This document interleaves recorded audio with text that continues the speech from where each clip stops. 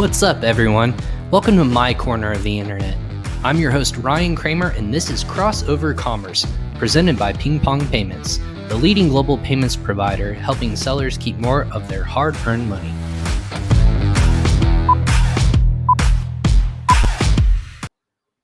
Happy Monday, everyone. I'm your host, Ryan Kramer, and welcome to another episode of Crossover Commerce, episode 67, presented by PingPong Payments. PingPong provides marketplace sellers and entrepreneurs global solutions for controlling their domestic and international funds.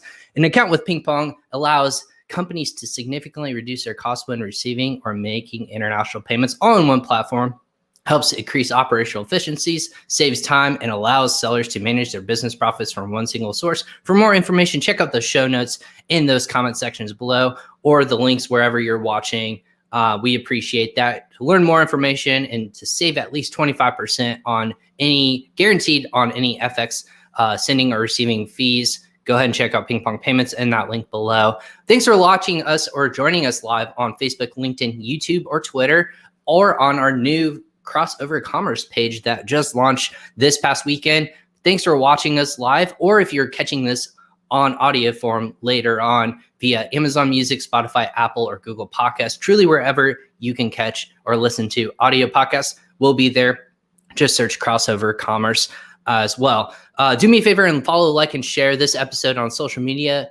Follow, like, and share our social pages as well so you can be notified of when we go live. I go live now 4 to 5 times per week with different leaders in the e-commerce and Amazon space so we can bring you the most relevant information as sellers, as entrepreneurs, and as just industry experts as well. That's my job. I want to be just learning just like everyone else. I want to understand what is happening in space and bring you the best and relevant information.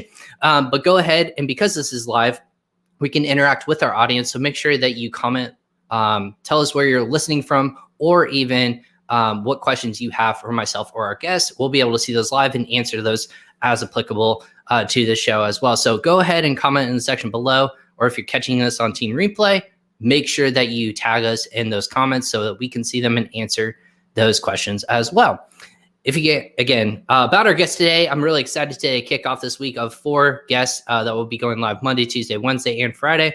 Our guest today has been on Amazon for 7+ years, is an 8-figure seller himself, but also is a CEO and founder of a company called Sellerize to help Amazon sellers take their business to the next level. We're going to learn more about that about that company and about his journey on Amazon e-commerce in general, both the highs and lows of being an entrepreneur, and then also just the fun things that he is going to be talking about. He's got retail. He just said, I have property I'm buying up right now that's a hot market. He's down there, warm, sunny Miami. But welcome to the show, Dima Kubrak of Sellerize. Dima, how's it going today, sir? Hey, Ryan, thank you so much for such an amazing invitation. And I'm so happy to be with you guys today. So we'll have a crazy good time. Absolutely. We have a lot of fun on the show. You'll get to catch that with me because I know we've never talked, but I always have fun with my guests on the show. That's the whole point. Yeah, and like being in Florida now, it's such an awesome thing, So it's just cool weather and in the beach, fruits. So that's cool. Sounds amazing. I'm here in Indiana, and that we don't have that kind of stuff here. Like the closest beach is in Lake Michigan, and that's an hour, 3 hours north of here, and that's cold this time of year. So no, thank you. Down in sunny Miami, I'm about that all the time. Yeah. We're actually planning to host a live event here in April. So we'll love to see everybody, on a live event, like every Amazon seller and e-commerce guys from e-commerce spaces. It's going to be a real live event, not a Zoom call. So yeah, no more Zoom calls for you guys. Well, that's amazing. Yeah, that's amazing. And I know a lot of people are starting to even as this kind of 2020, it's been about a year since we've all had to ebb and flow with shutdowns and pandemic and restriction of traveling. And again, everyone who's watching live, again, thanks for joining us. Just wanted to give a couple shout outs for people on Scott here on YouTube, everyone from Facebook, Nikolai, and then we have a couple other people just saying hi. Yeah, everyone else. Sorry, I can't personally read Russian, so or any other language besides the United States, or for English, I should say. But I'm welcome to different audiences around the world. Happy to answer questions that you guys may be listening from. But Dima, you're not from. Have you been in Miami long? Like, what's that been like for you down there in 2020, 2021? Yeah, listen, it was an amazing journey, and you remember it was just like a February last year when everything started, and it was like, Absolutely. hey, like me and my wife was just every day like checking, hey, there's like some statistics in China, like what's going on, what we should be prepared for, and then everything hits like a brick in March, and I remember like everything got like locked down or shut down. We were sitting in the house as well, but we stayed for a few days, but then we see our sales jumped like 6 times. Some accounts did like 10 times, and we was like, nobody wants to come to the warehouse, to work. So we went back to the warehouse, start working, packing, like the sales went up like crazy. I'm glad we was prepared inventory wise, because every time before Chinese Christmas, Chinese this holidays coming in February, Right. always buy more inventory. You kind of stock up. So this helped us to sustain longer, but some of our suppliers unfortunately fell off, and we was forced to change the suppliers in 2020. Like some of the big suppliers we was working for a few years, unfortunately, somebody that didn't sustain in the business, somebody just increased like some rates crazy, and we was saying, guys, for us nothing changing, like we keep continue working. So well, some people were lucky with that. I think like the planning logistics, more seasoned sellers were very much like were okay. I think like it depended on what category you're in. Do you share with people what category you sell in? Is that something that you tell? Okay. We sell in grocery, we sell in baby, we sell in industrial, we sell in in musical, we sell in health and supplements, we sell in beauty, and we also sell in sport and outdoors. Yeah. So you're not staying specific to one category at all. You're across the spectrum of Amazon. yeah. And look, right now we developed a team that every Friday, like the team gets together, and for 6 hours we're researching and masterminding new products. So this helps us to speed up, because this year we want to launch 300 new SKUs, and that's need to be like a teamwork. We cannot just do it like individually, or like hire a couple VAs that will do product research and then like guess if it will work or not. We want to scale this process for 2021 and just like push forward. Like oops, sorry. I have my book. I'm taking a note, and it's just like with my energy, it flies here. It's okay. On Friday, I knocked all my pins off my desk because my hands went flying, and it made this big crash. So that's beauty of being live. You don't get to like edit that stuff out. It's wonderful. But yeah, I have my notebook as well here as well. So your team, how big is your team right now? This is apart from Sellerize. Let's get into that. You're selling in just.com, or where are you as a brand or brands? Where are you focused on selling your goods?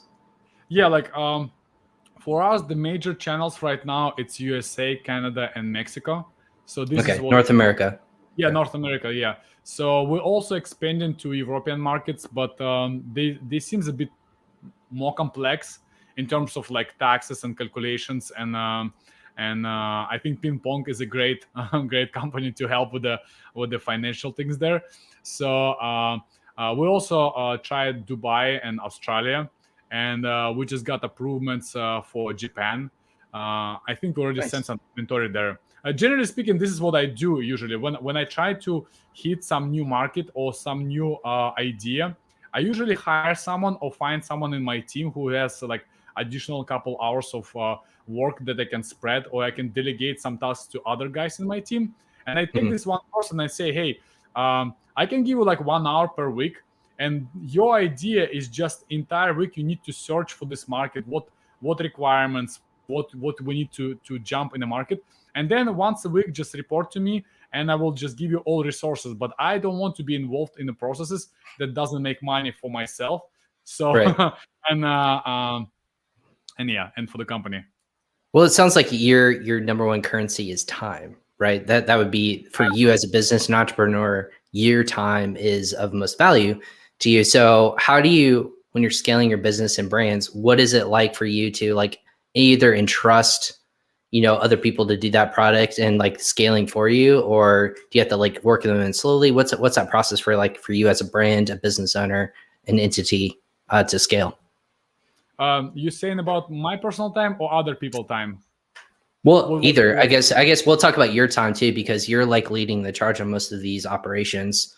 I call them minimum wage activities. If you don't, there's something where people can actually, and I told this from Mike Zagari of PPC Entourage. He calls them minimum wage activities, where other people can take it off your plate, so you can focus on the money making aspect of your business, right? The new products, the sourcing, the logistics, building out listings, so that you can launch products quicker and easier. Is that what you're truly focused on? What's kind of that? Now that you've done this for so many different years, what's that focus for you? Yeah, let me tell you something. Every time I'm listening to someone podcast, or every time I'm reading like a book, like one thing or something, I always feel like this guy's so smart. This guy's just like so well organized and balanced.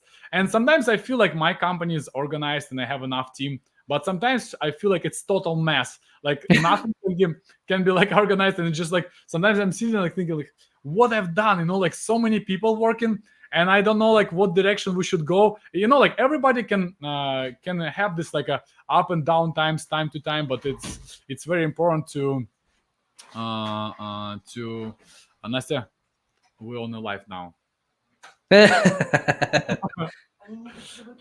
Okay, so yeah, and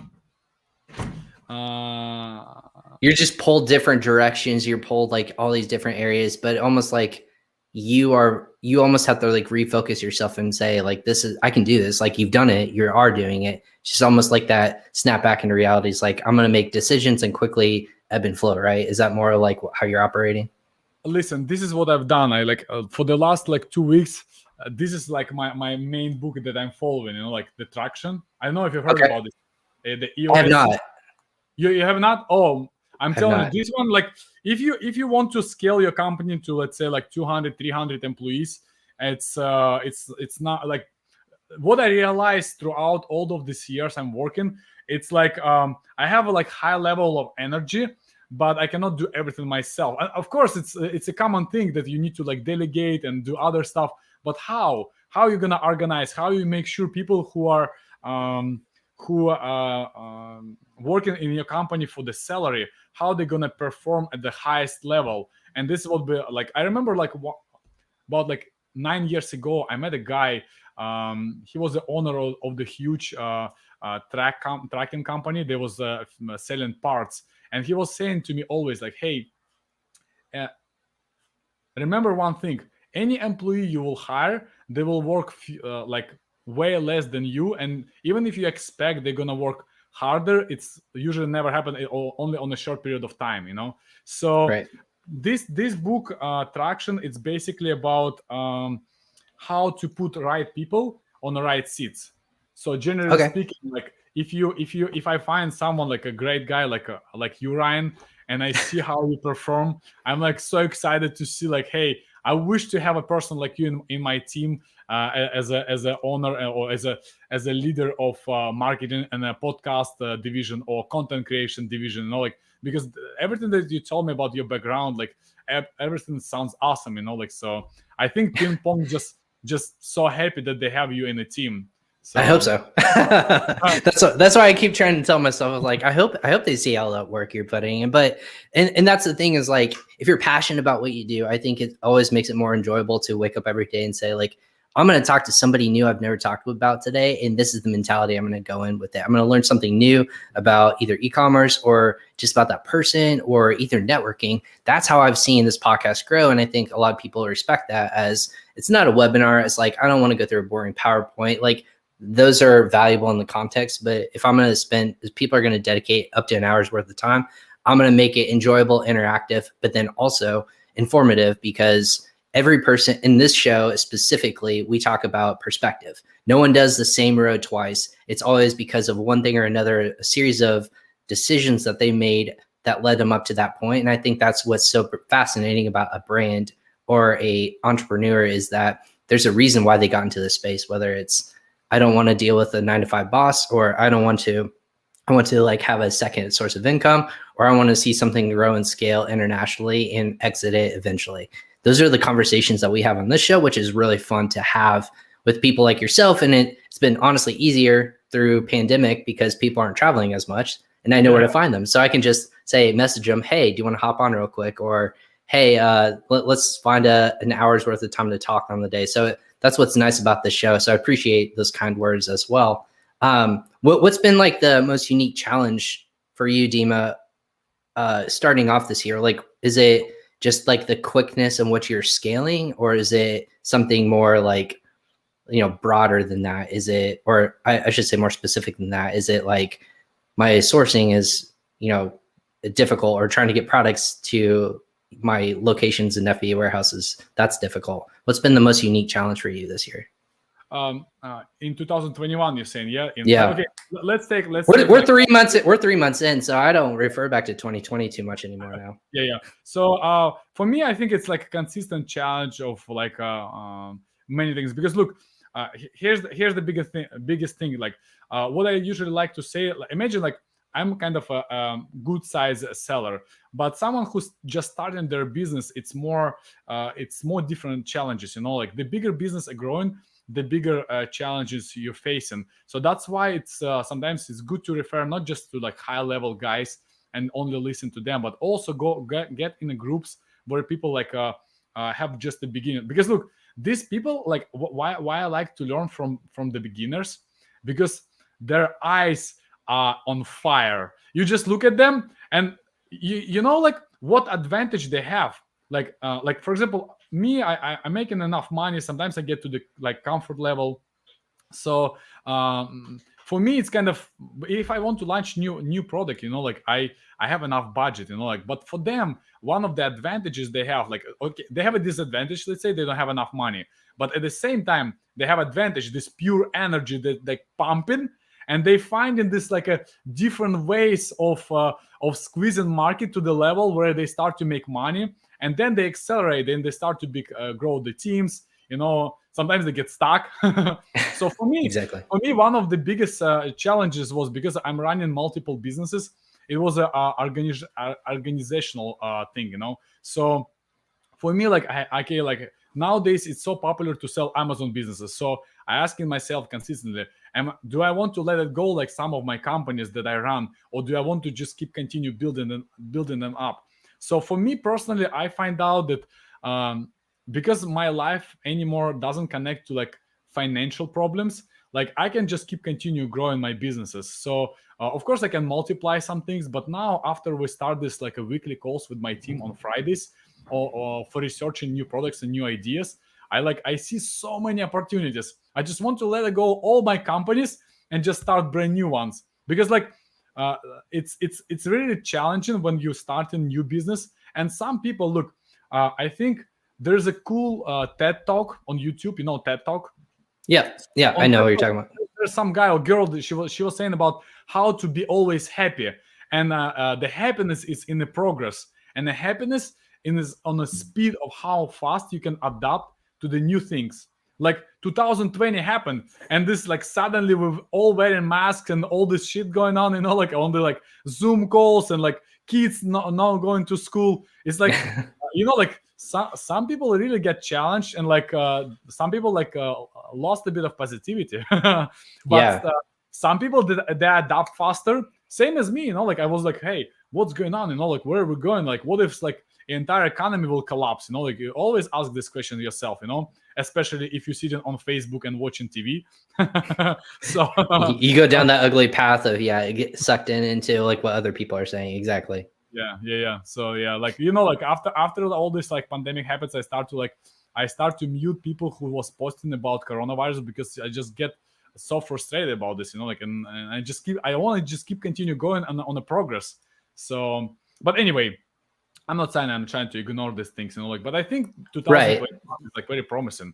So it's So when we're talking about like the topic of growing your Amazon e-commerce presence in 2021, what is it for sellers like you who have been around a little bit? Where are you looking to grow that presence? Like, I guess like it's where you're looking to grow, but then also like how you're looking to grow. Those are, I would call those two separate entities. Let's focus on the where you're going to grow. What's that growth area look like for you? Is it a different marketplace? Is it different countries? Is it off of Amazon? Where are you looking to grow? Yeah. Like we actually like we actually drop it on, like we split this on few things. Like for instance, if we have a product, there's two answers we need to answer. On what channels we're gonna sell, and the second, how we can acquire additional traffic.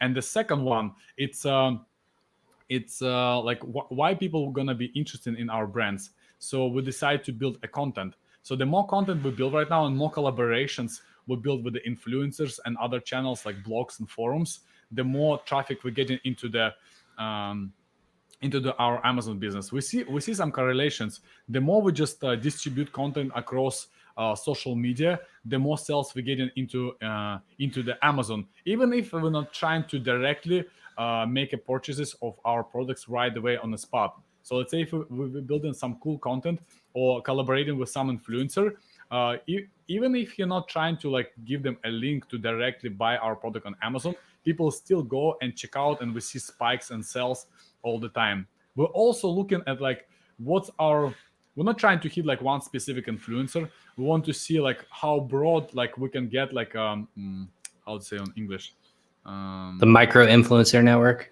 Yeah. Like for example, one macro influencer has 10,000 followers, but 100 of them have like 100,000, like, or 1 million. You're focused on more of that entry level influencer, if you will, like you can spend the resources, the time and effort focused on you instead of the million follower influencer.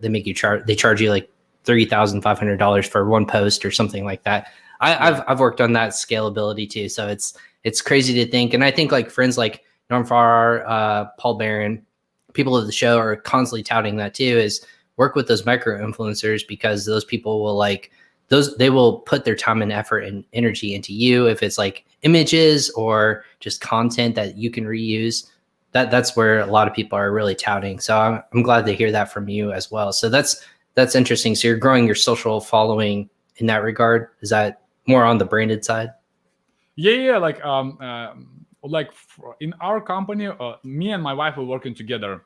So it was very challenging for the first few years. I'm telling you, it was like working with your wife is like it's one of the like challenging things. But I strongly suggest you to learn how to work together, because this way you become like a machine, So for us, I was more like a technical guy, and I know how to make money on the short terms, And my wife, she's more like a vision. She's like, she likes this beauty. She know how to organize. She know how to put proper signs and colors, and how to organize all this like feeds. So at this she's awesome. She knows how to communicate to influencers, and they love to communicate with her.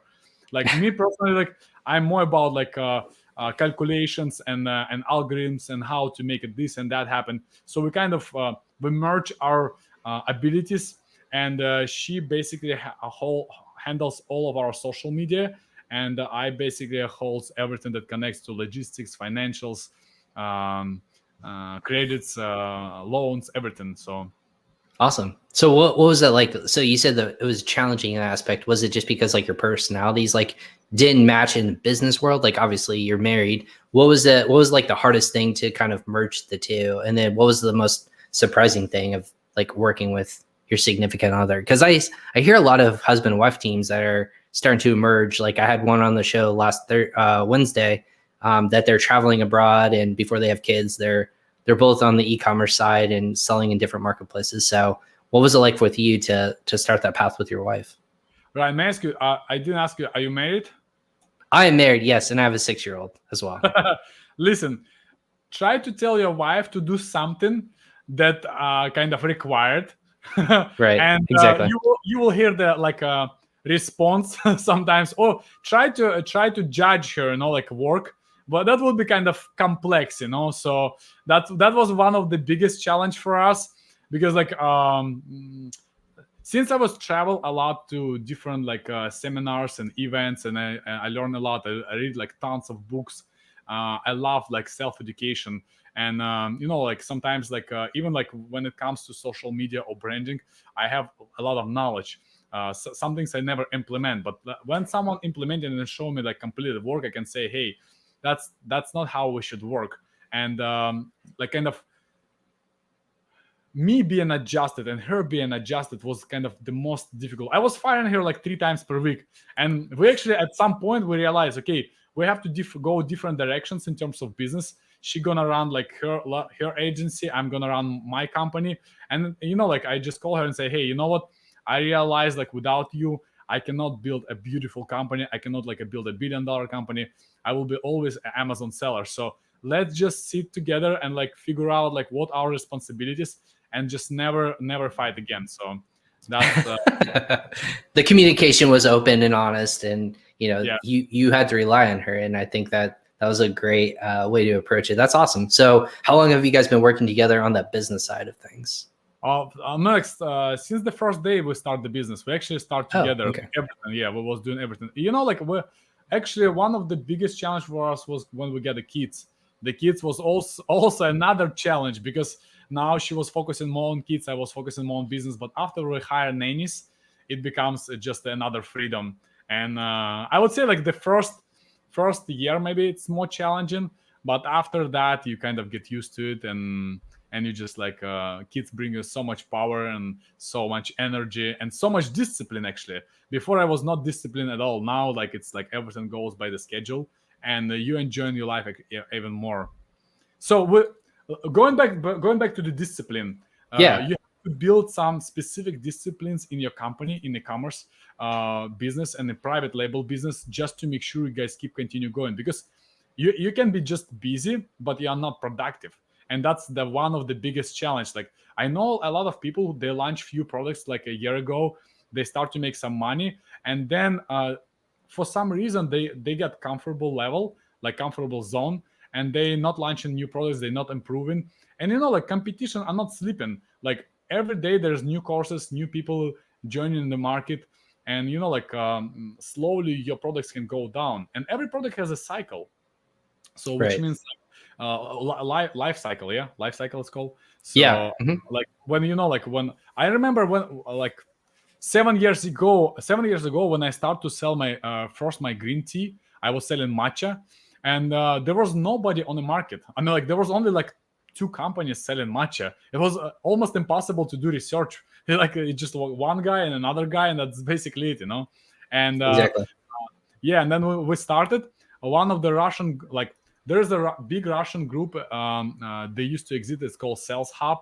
Now, like they discontinued their business, I think. But they took my product as an example of a perfect product to launch. And imagine what happened. Like every Russian you were the garlic press seller of them. Yeah, exactly. Like it, and they make like a showcase study based on this specific product. Imagine how many like black hat guys, white hat guys, any guys start to join this market, and the sales start dropping a bit. I was diversifying my focus to partnerships, and it was kind of complex. So I lost kind of part of the market. Now we're gaining back. Not now, but about 3 years ago, we gained everything back, and we become a good seller as well in this specific niche. I also there was another product I was launching, the collagen, and another company, ASM, Amazing Selling Machine. Yep. They took my product again as an example of a perfect listing and a perfect product, and like, what's going on with these guys? Why they always pick at me? Like, why they just cannot go and choose someone else and just like make anyone else who's a little bit less perfect? Like, come on, guys! Like, you're taking all your hard work, and everyone's gonna start targeting it. Yeah, the guys at amazing.com. Yeah, that's funny to hear. But I mean, with that, it's almost like a compliment, right? You have to take it for what it is.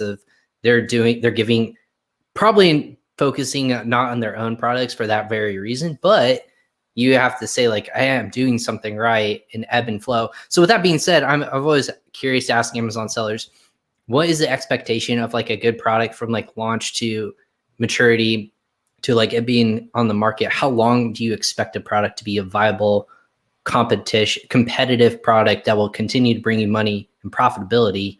And then for you to maybe like discontinue it at that certain point? What's that timeline pretty much like look like for in your mind?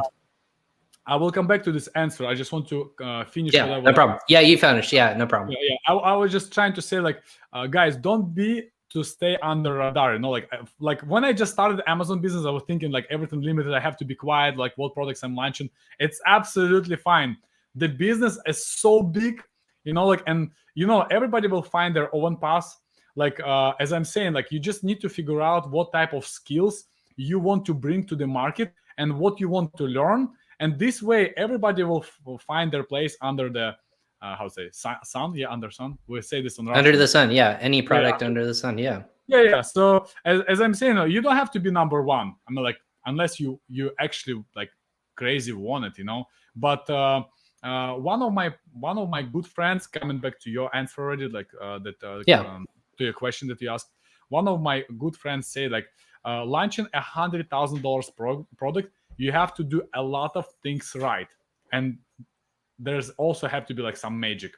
But launching product that doing $10,000 a month, you just need to like avoid couple mistakes like that people usually do in terms of like product research, keyword picking, proper PPC structure, and basically majority of the people, they can hit $10,000, $20,000 in sales per month, and with average 20% margin, you will get additional like $3,000, $5,000 a month. I know it's not a lot of money, and this is the second big thing. Like when you go into the Amazon business, like or any type of business, you have to understand, if you come with zero knowledge, zero experience, because you watch someone entertaining and like fun and cool course or webinar, it doesn't mean you become automatically successful and everybody makes money. I know a ton of people losing money on Amazon, but it's not, because I think wrong expectations and wrong expectations.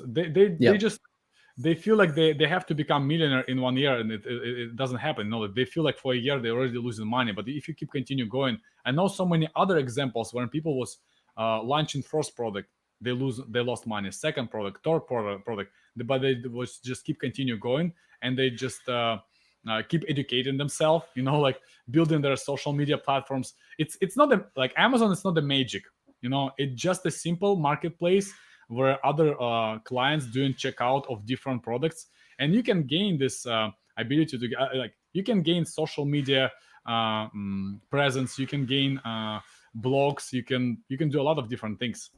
So for me, like to launch good products, I think one of the biggest things, it's a margin level. So like I have to buy, let's say, for $2 and sell for 20. So this way it will allow me to make enough, like with a good ROI. But I think one of the biggest thing that I also count is like how much is gonna cost me to discontinue this product. So I'm not looking at like how much money I will make. It comes within calculations, yeah. But one of the biggest thing that I calculate, it's what I need to do to discontinue it, to lose as less as I can, like. So for instance, if I launch in something like this, like whatever stickers, like, okay, if I buy, if I buy, let's say for $1, and if I see the average market goes for $19.99, and then I check, okay, what is the minimum price someone sells somewhere there on the second or third page? Let's say they sell for $15.99, and if I buy this for $1, I can discontinue this at $6.99 without losing a dime. So this is like one of the biggest calculation I usually do, and how long it will take me. So I think, guys, yeah, you have to I mean, like, like there's always like there's some saying no plan B, like thing, but I always have plan B. That's good. This is something that makes me sustain longer in the business. I saw so many attacks in the past on my products and the companies, and like every time that there's like some nasty player comes, and it may happen to you guys, you have to know one thing: just keep continue working, keep continue working, building your business, engage with your customers, and this will help you to sustain and make money, like. And these things is temporary. People who relies on on a black hat and short-term strategies, they don't stay long. So usually it's like 3, 4, 6 months, and then they disappear. So I saw this many times for the last like 7, 8 years. So stay consistent and just keep doing, like put in the work, and try to, bird it, or like shutter the wave or whatever if someone's attacking you. I think there's an interesting question that came in. Actually, I'll throw it up on the screen from Brennan, one of our listeners. It says on Facebook, what is the number one mistake that people make when they want to make money on Amazon? Is that something consistently that you see across the board that stands out in your mind, Dima? Yeah. I'm saying like one of the biggest there's two different ways, like also right. We can answer this question for the beginner, for someone who just started in the business or have only like few products, or someone like at my level, like what our top mistakes, and there's a different mistake we guys makes, and they cost different amount of money. But let's go into the beginner first. Oh yeah, go ahead. Yeah. Like I can tell you this way, like when we're talking about different level of money, think about percentages. If you join just the market and you lose $1,000 with your first investment, it's like losing for me $100,000 when I invest in a wrong launched product. And like $100,000 feels a lot for you. Like you feel like, hey, he has a budget, he can outbid any competition. It's not, like sometimes it's just like there was not enough magic. So and things happen. So we're the same guys. We're every day we're grinding, we're working, we put in the same amount of hours and focus to overcome these obstacles. So for the beginners, I think number one mistake, they don't calculate financial part properly, and also it comes with this. It's they simply rely too much on Amazon. They think if they will come and they will give away 100 units, the automatically sales will come, but they may not. Right. So, or let's say you need to sustain for the next 21 days with the PPC targeting specific keywords on exact campaign. Like maybe it doesn't sound like right for the beginner, but I'm just saying like you started the campaign and you need to spend $150, $200 a day for the next 20 days. It's like close to $4,000 or $5,000. It's sometimes you get nervous because exactly the result only there and after 21 days, not here, and you want to make sure you're doing things right. So yeah, like so maybe go ahead. Yeah, financial. Like, look, some people also they go for the product. They go like a so demanded product and so much competition, and they think, okay, I'm gonna change the color of the product and everybody will like my product and they're gonna buy my product. It may not happen. So also I suggest they don't do proper research. Like for example, they went to some tools like let's say Helium 10 or Jungle Scout or Viral Launch, and they did simple product research or whatever. They follow somebody course on doing product research, and they've done this, and they feel like they research proper product, but they never buy their competition products. Like, it's your future competitor. You need to understand who you're gonna deal with. Like it's so essential. You have to buy all these products. You have to take, like, if I will turn my camera, you will see how many products they're laying down. I was gonna say, so you're probably buying whoever, like if you said with those sticky notes, you're buying your competition, like your top page one competition, just to see what they're doing, so you can get a feel of like, how can I differentiate? How can I be better than them? Is that what you're talking about? Ryan, this is the fastest way to learn. Like I'm telling you, that's smart. No one talks about that, or at least I don't hear people talking about that enough. I can tell you, like from my personal experience, from all the courses that I've been, I was paying $5,000, $10,000. Like the biggest I paid $75,000 for a course. I'm telling you, there's not a single course that will teach you faster than you yourself buying other people's products. You breaking down their strategy. You will see all inserts, stickers, SMS strategies. Like nobody gonna share with you this, like, but they right here, right on the front of your nose, and you're not utilizing this by just going and simply start to check out, buying this and adding this products into your Amazon checkout and just buy them, look at them. You can always return them. You don't have to keep them. It's a simple thing. So I was gonna say you can have the return rate go up a little percentage point or whatnot, just for whatever reason after you keep it around. So that's smart. I never think about like obviously like have a tangible good. Like I've heard of like Black Hat strategies of they go on discount, you buy their inventory and resell it. I say Black Hat, people do that. But the way to know your competition is to get it in your hand, feel it, touch it, see the packaging, and really kind of like differentiate from there. Like, hey, this one has like great packaging, but lacks in quality of products. B, and like, no, we're like almost on a whiteboard, just break down like this is where we can differentiate. And then, like you said, the follow-up marketing, if they had an insert, yes, if they didn't or not, that's cool that you can almost build out like a sheet of like check marks of what's being successful. And if they follow these different essentially tactics, like how you can like step in and say, I can do this better than them and so on and so forth. And then if it's a viable product after going through everything. Interesting. Right. Like, look, what I can tell you, we are super ethical company. Like, this is what like comes in me. Like, look, you have to build a list of principles that you will always follow when the hard times will come. Because look, I used to have a lot of partners, like a business partners, and I can tell you, I've so many times people cannot sustain. Like, imagine like I have one partner who was building a crazy good business. Like in first year we did 2.5 million in sales from only $5,000 initial investment, and it was a great company. We was building and was everything looked bright for us. We was launching products, and then we start to get massive competition attack. Yep. It like.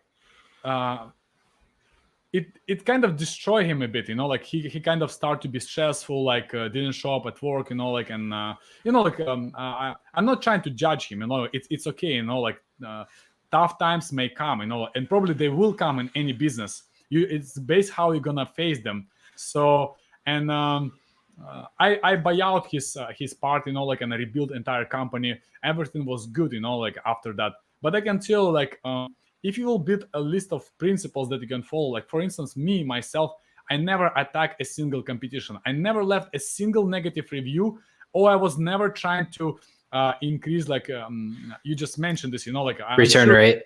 Yeah, like it was not intentional, like you say, like increase their refund rate percentage. Like I know we can be better at other aspects of the business, like we Right. don't need to look at competition. We only can learn from the best, but learning from the best and implementing best strategies on the market, it's not bad, like it's actually Right. great you're doing this for your business. So Drives competition. Yeah, exactly. Or it drives more people to innovate and grow. Just like in software in general. Like I feel like that's where people, they were first to market, but people are like, I need to innovate on this because of it doesn't have X, Y, Z. I can build it better.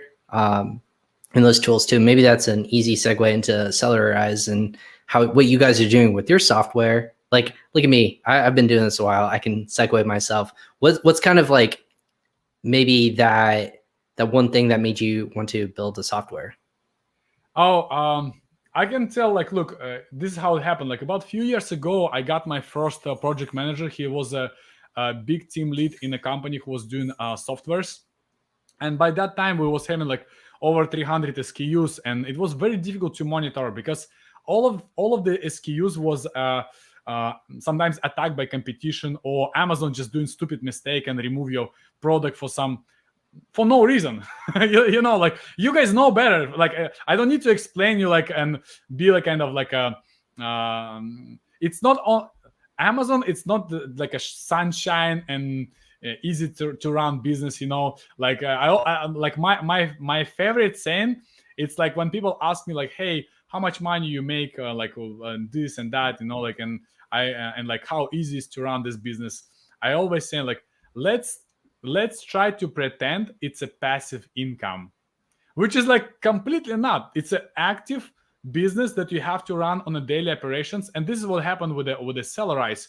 We realized we need to build something. There was not solutions on the market that you need to monitor your listings consistently. And this is how we built Cellarize. Right now, like when I was building on Cellarize, I was trying to make a unique solutions on the market that doesn't exist. Like somebody was asking me before, like, hey, Dima, your Cellarize missing keyword tracker. Like you cannot track it. I was saying, like, guys, if you want to track keywords, go to Helium 10. It's or 10 other different companies. Yeah, exactly. Or another different company. I'm not trying to convince you that my tool are the best. Yeah, we have keyword tracker right now, guys. So please stay with us. And if you really want keyword tracker, we got it. Yeah, exactly. Yeah, we got it. Yeah, of course we'll listen to our customers, and we try to improve different things. But basically, Sellerize was built as a system that I was in need.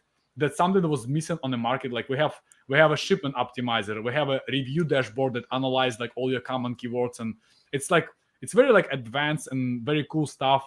But also we hire a beautiful designer, Katerina, from Russia, and she made a beautiful UX design that makes it easy to use.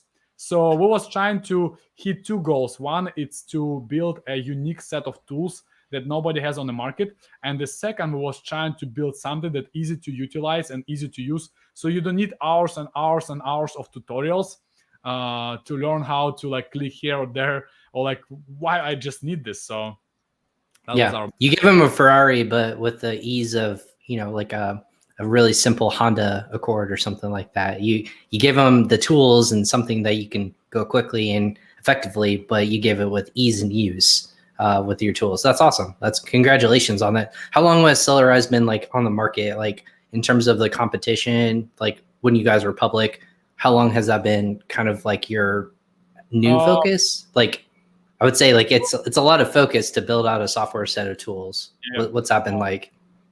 Soon we're gonna hit 1 year. I think we opened last year April. So okay, as soon as pandemic, I call them a pandemic baby, like something that emerges from the pandemic.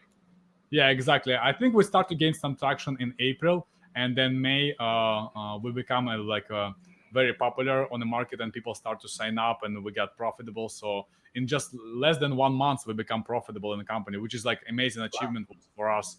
So yeah, but it took us a few years to build a solid tool with the many features, and we keep continuing adding. Right now, we're covering North America, whereas my all marketplaces stays. Generally speaking, we're moving directions of my company. So it's Canada, it's USA, and Mexico. By the way, guys, Canada is just amazing market. It's simply amazing. So you're one of the few people I hear that really touts Canada. I like Canada in terms of a marketplace growth opportunity, but yeah, I want to hear your insights, Dima, on this. So my biggest insight that I can give you guys, like if you have a bad product, let's say not a 5-star product, basically it's better to skip Canada, because Canadian guys, for some reason, they're so honest and they leave reviews by themselves. You don't need to. We actually don't have any strategies of reviews in Canada, and products that stays for 6-8 months, they have around 1,000 reviews, which is a lot. People just leave and reviews themselves. Maybe it's with the help of our review requester, but I'm just saying, generally speaking, in USA, you have to do way more effort to achieve this numbers. So, right. By the way, in Sellerize, we built amazing review requester that helps to target specific users, which is maximize the conversion of your orders towards the reviews. It's not like kind of you hit a button and everybody gets review request. It's it's about 12 different filters we use to customize segments of your customers. That's what I'm saying. This, let's say, review requester that we have in the Sellerize. Sorry, it maybe sounds a bit promotional, but that's fine. I want to hear about it. I'm really excited about this feature, because there's not a single company that have a better review requester than us. So, and utilizing the best tools on the market for your business, it's what a real owner have to do. That's my personal vision. Yeah. So what is it that, because Amazon has changed its TOS in terms of requesting a review, it's only one shot basically of a click. Yeah. What is this filter function? Is it repeat customers? Is it breaking down per who's more likely to give you a review, or how quickly you can request it from them? What's those differentiating factors that you're looking at to get more reviews, also to more quality reviews, but also more quantity reviews as well? Yeah, when I was focusing on building additional features and segments for the customers, one of the biggest one for us was eliminate people who already left you 1 or 3-star negative seller feedback. So if you're gonna hit these people with a request, then you potentially will get a negative review. The second one was its delay on how many days after you purchase the product, because different categories, because I told you in the beginning, I'm in different categories, and I see how people react differently in different categories on reviews and other promotional materials. So sometimes some products require more delay than others. So some products is better to hit right away so people don't forget about your product and they leave in review. But some products, like let's say in beauty and supplements, you better to have delay like 12 days so people can try your product. Sometimes you see the reviews like they left you two stars and saying like, I didn't have a chance to try product yet. Why even like spending time to leave such reviews? I don't know, but people do or the this. box looks good, haven't tried to use it yet. Yeah, exactly. Yeah. So another one, a very, very good one, it's a specific time when we're gonna hit the key customer with this review request. It's a specific time. Let's say you can customize this also. We have two cool features. Then one called AI time and another one called buy time. So buy time, it's we analyze when customer purchase the product. Let's say they buy it at 5 p.m.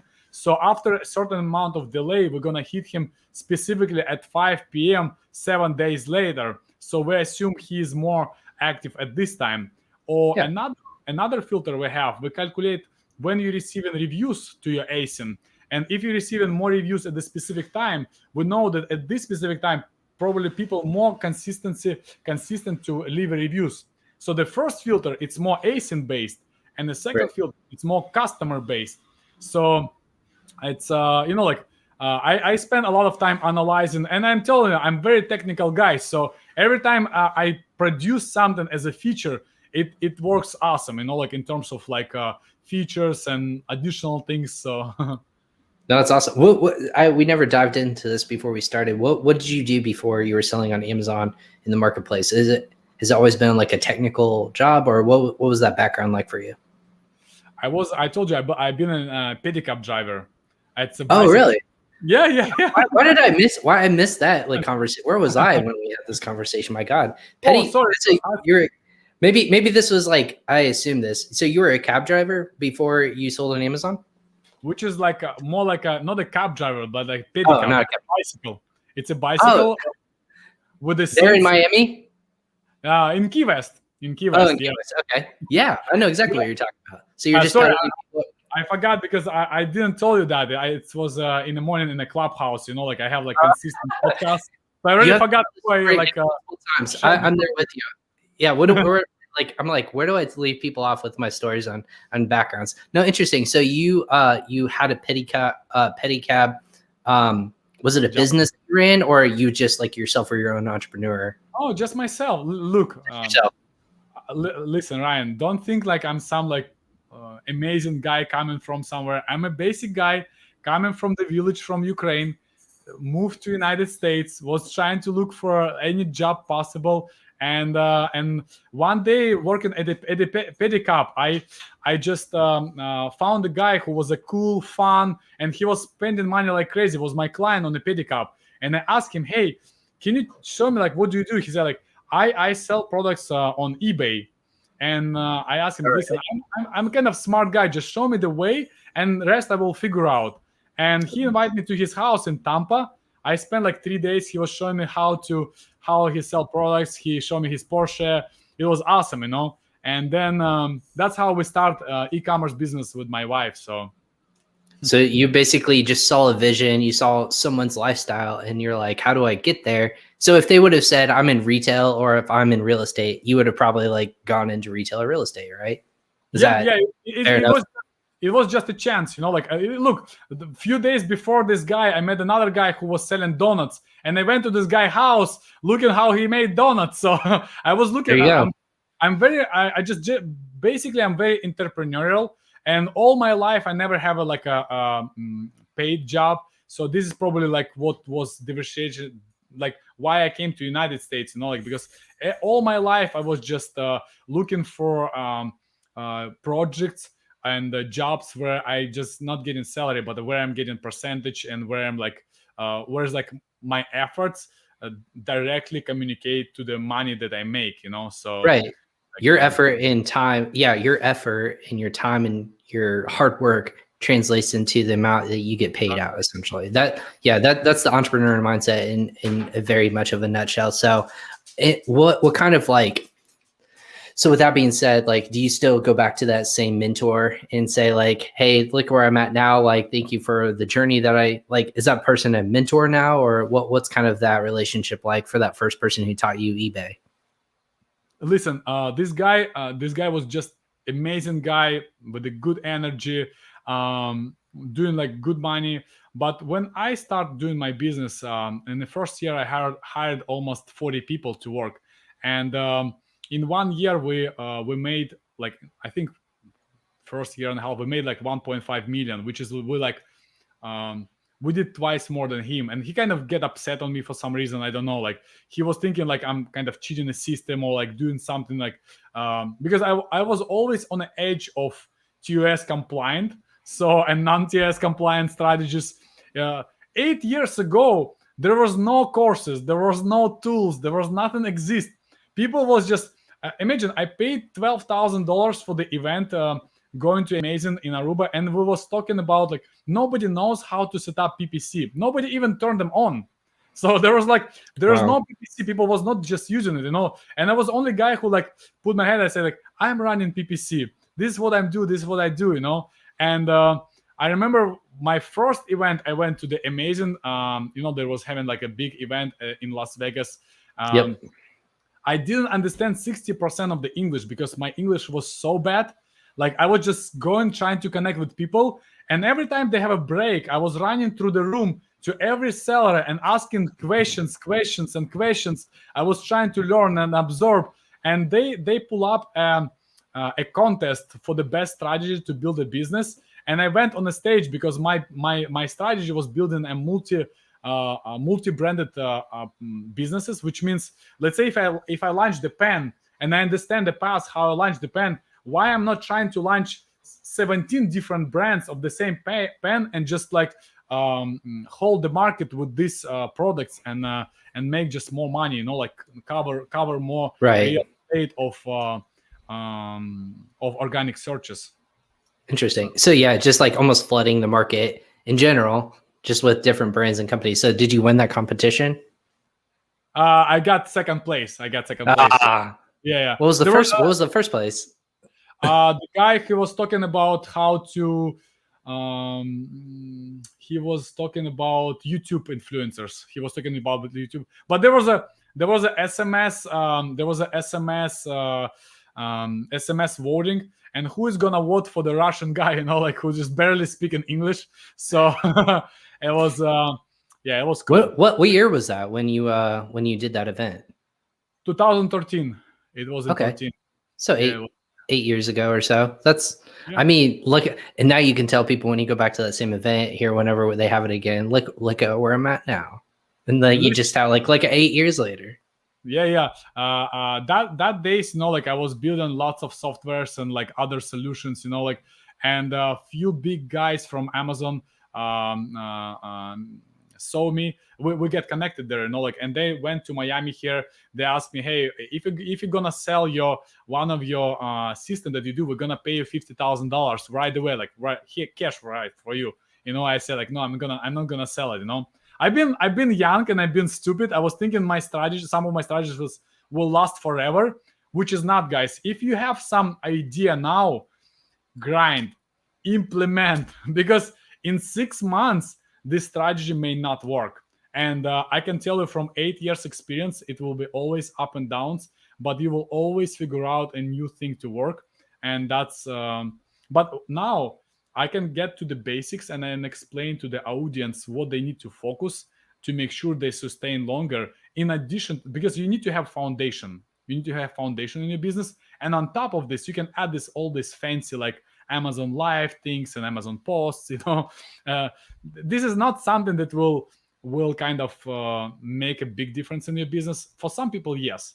But majority of the people, when they're looking for the magical pill, it's when they are realizing after a few years it's something that they need to skip.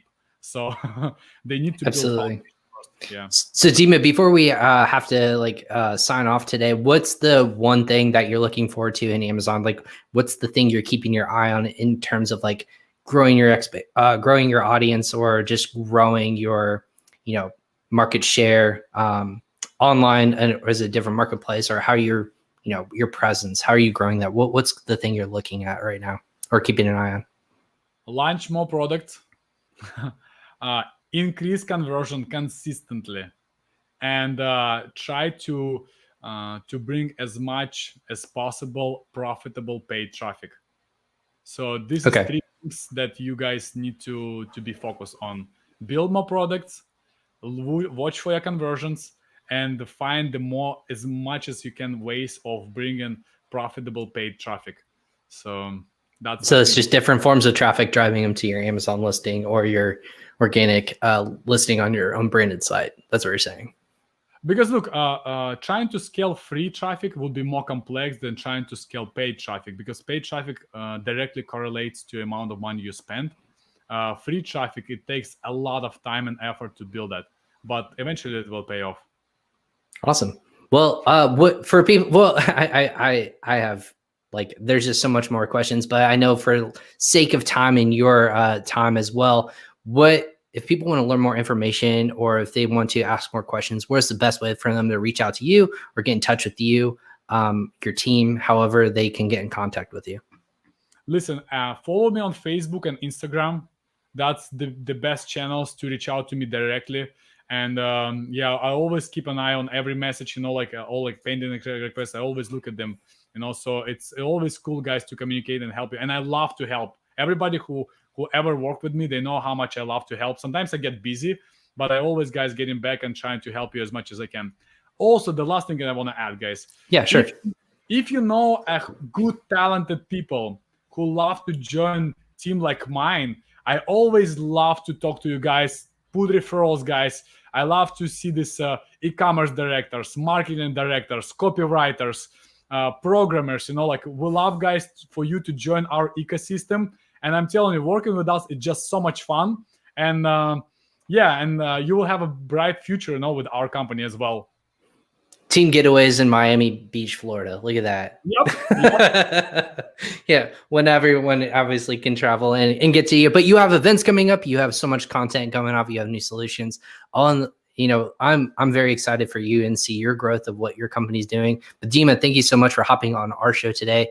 I appreciate just the insights and the content you're able to drop. So again, follow Dima on Facebook. Those are all in our show notes, everyone. Follow him on Facebook and Instagram as well, and as Sellerize. That website will be located in the description below. Dima, thanks so much for hopping on today. Thank you, guys. Have a good day. Awesome. Thank you. And then for everyone who's watching on Crossover Commerce Live, if this is your first time or it's your 67th and watched us every single episode, thanks for tuning in live. Again, we go live 4 to 5 times per week on LinkedIn, Facebook, YouTube, and on Twitter. Go ahead and follow us on PingPong Payments. We also have a Crossover Commerce Facebook page. Make sure you follow that as well for the up and coming episodes that are going to be released. Again, this week is action-packed. Tomorrow we'll be having on Stephen Pope with My Amazon Guy. On Wednesday, we're going to be talking with Tyler Jeffco of Seller Accountants, talking a little bit about velocity versus profitability. And then also on Friday, we're going to kind of round up this week with an entrepreneur, but also a business owner, Jeff Mendenbach of No Limit Creatives. He owns a business of 250 plus all remote employees, and he's managing it from his home and growing that e-commerce / graphic design business to a whole new level. I think he's fantastic what he's doing over there. So make sure you tune in and check those live episodes out. I'm Ryan Kramer for Dima at Sellerize. Thanks for joining us today on Crossover Commerce. We'll catch you guys next time on the next episode. But until then, stay safe and keep business going.